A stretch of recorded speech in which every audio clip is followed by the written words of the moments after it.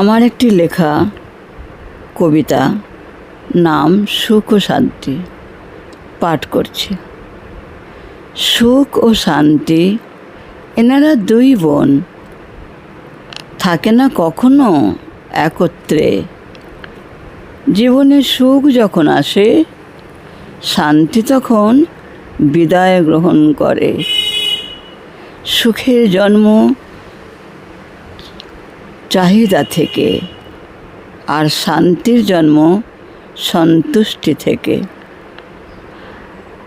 আজকের কোনো মানুষই নেই সন্তুষ্টিতে। তারা দিন রাত কেবল দৌড়াচ্ছে আরও ধন সম্পত্তির দিকে।